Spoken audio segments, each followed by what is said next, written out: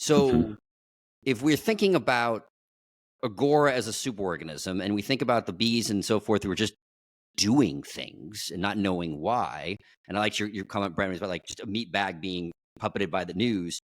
Where does free will sit in all of this concept of these of superorganisms and what's coming next? Not to get extremely philosophical here. Well, I'm just laughing because I know Byron and I have had a long talk about simulation theory, and I know that that's where this may be heading. So, sorry, I'm just laughing out loud because I think it's going to be fun to discuss this. Bees do this amazing thing where when they go to, once a year they swarm and they go find a new home, and when you read about it, it's just mind-boggling that they all these factors go into it, and the size of the hole, and near there's other hives and all these things, and then some bees come back and they try to persuade other bees to go check this place out, and then eventually there's this critical mass, and then they do this really elaborate thing where they basically fly like an arrow to point the direction, all of that. And to your point, none of the bees know what they're doing. How do we know that? Because those bees are 2 or 3 weeks old. They've never done that before in their life. Their brain is half the size of a grain of salt. So for them, that's all in their DNA somewhere. That's all in their DNA. They know how to do it. Humans have different motivations. We choose to do things. Oftentimes in the human society, it's competition. When you say 10,000 tons of food every day get trucked into Manhattan to resupply 40,000 restaurants.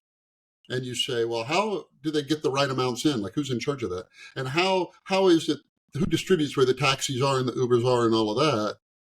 The answer is nobody does. Individual decisions being made by individual people in aggregate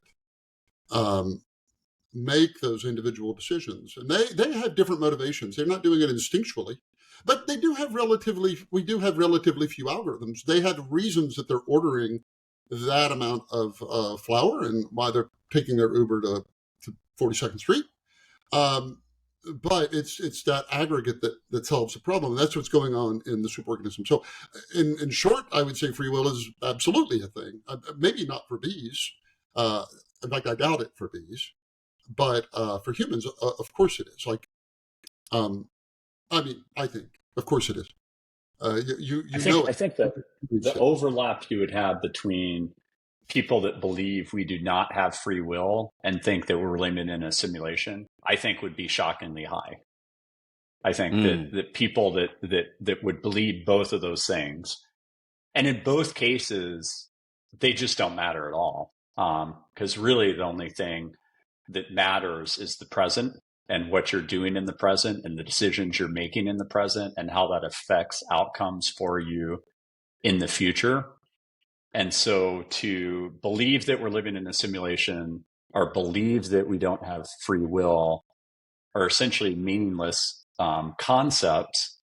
Again, sci-fi plays a role here because, you could say, well, if we're living in a simulation, like, shouldn't it be like the Matrix and we try to break out and see what the actual truth is? And there's certainly spiritual truth and lots of theories in terms of our global connectedness, including, Byron's book with We Are Agora.